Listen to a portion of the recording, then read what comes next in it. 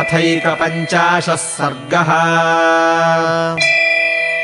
इत्युक्तः क्रोधताम् राक्षस्तप्तकाञ्चनकुण्डलः राक्षसेन्द्रोऽभिदुद्रावपतकेन्द्रममर्षणः ससम्प्रहारस्तुमुलस्तयोस्तस्मिन्महामृधे बभूव वातोद्धुतयोर्मेघयोर्गगने यथा तद्बभूवाद्भुतम् युद्धम् गृध्रराक्षसयोस्तदा सपक्षयोर्माल्यवतोर्महापर्वतयोरिव ततो नालीकनाराचैस्तीक्ष्णाग्रैश्च विकर्णिभिः अभ्यवर्षन्महाघोरैर्गृध्रराजम् महाबलम् सतानि शरजालानि गृध्रः पत्ररथेश्वरः जटायुः प्रतिजग्राह रावणास्त्राणि संयुगे तस्य तीक्ष्णनखाभ्याम् तु चरणाभ्याम् महाबलः चकार बहुधा गात्रे व्रणान् पतगसत्तमः अथ क्रोधाद्दशग्रीवो जग्राह दशमार्गणान् मृत्युदण्डनिभान् घोरान् छत्रोर्निधनकाङ्क्षया सतैर्बाणैर्महावीर्यः पूर्णमुक्तैरजिह्मगैः बिभेदनिशितैस्तीक्ष्णैर्गृध्रम् घोरैः शिलीमुखैः स राक्षसरथे पश्यन् जानकीम् बाष्पलोचनाम् अचिन्तयित्वा बाणांस्तान् राक्षसम् समभिद्रवत् ततोऽस्य सशरम् चापम् मुक्तामणिविभूषितम् चरणाभ्याम् महातेजा बभञ्जपतगोत्तमः ततोऽन्यद्धनुरादाय रावणः क्रोधमूर्च्छितः ववर्षशरवर्षाणि शतशोथसहस्रशः शरैरावारितस्तस्य संयुगे पतगेश्वरः कुलायमभिसम्प्राप्तः पक्षिवच्च बभौ तदा सतानि शरजालानि पक्षाभ्याम् तु विधूयः चरणाभ्याम् महातेजा बभञ्जास्य महद्धनुः तच्चाग्निसदृशम् दीप्तम् रावणस्य शरावरम् पक्षाभ्याम् च महातेजा व्यधुनोत्पतगेश्वरः काञ्चनोरश्छदान् दिव्यान् पिशाचवदनान् खरान् तांश्चास्य जवसम्पन्नान् जघान समरे बली अथ त्रिवेणुसम्पन्नम् कामगम् पावकार्चिषम् मणिसोपानचित्राङ्गम् बभञ्ज च महारथम् पूर्णचन्द्रप्रतीकाशम् छत्रम् च व्यजनैः सह पातयामास वेगेन ग्राहिभिराक्षसैः सह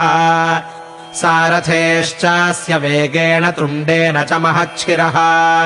पुनर्व्यपहनत् श्रीमान् पक्षिराजो महाबलः स भग्नधन्वा विरथो हताश्वो हतसारथिः अङ्केनादाय वैदेहीम् पपात भुवि रावणः दृष्ट्वा निपतितम् भूमौ रावणम् भग्नवाहनम् साधु साध्विति भूतानि गृध्रराजमपूजयन् परिश्रान्तम् तु दन्द्रष्ट्वा जरया पक्षियूथपम् उत्पपात पुनर्हृष्टो मैथिलीम् गृह्य रावणः तम् प्रहृष्टम् निधायाङ्के रावणम् जनकात्मजा गच्छन्तम् खड्गशेषम् च प्रणष्टहतसाधनम् गृध्रराजः समुत्पत्य रावणम् समभिद्रवत् समावार्य महातेजा जटायुरिदमब्रवीत्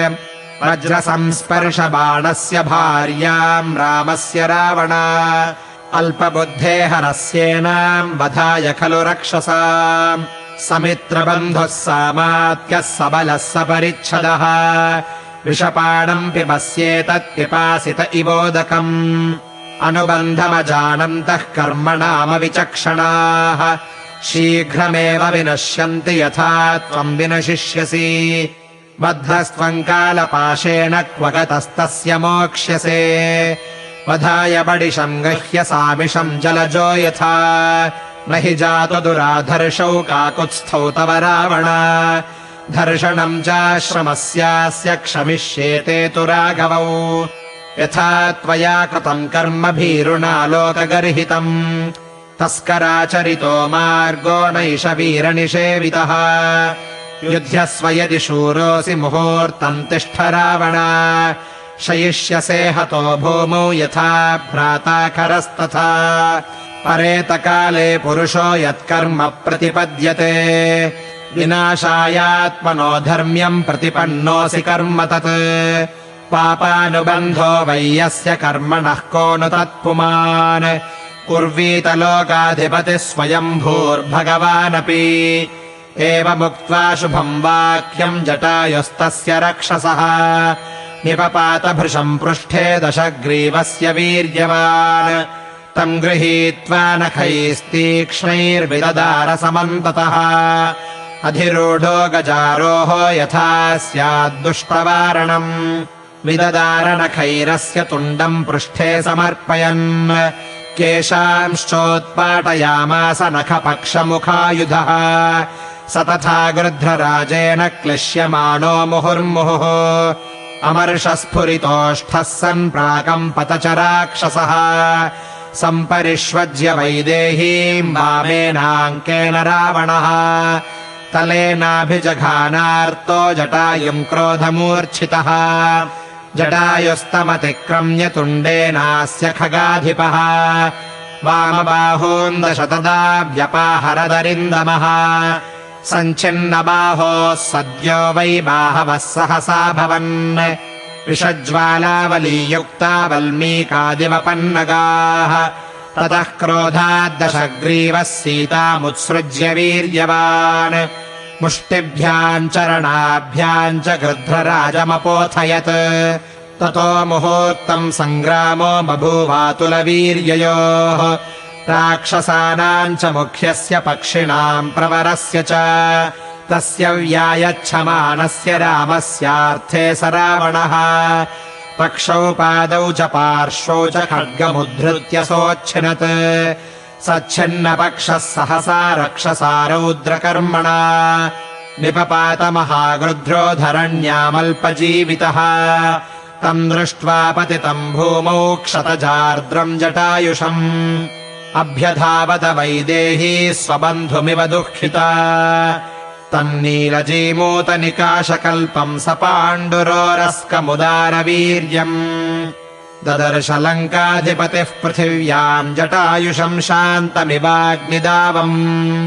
ततस्तु तम् बत्तरथम् महीतले निपातितम् रावणवेगमर्दितम् पुनश्च सङ्गृह्य शशिप्रभाननारुरोद सीता जनकात्मजा तदा इत्यार्षे श्रीमद् रामायणे वाल्मीकीये आदिकाव्ये अरण्यकाण्डे 51 सर्गः।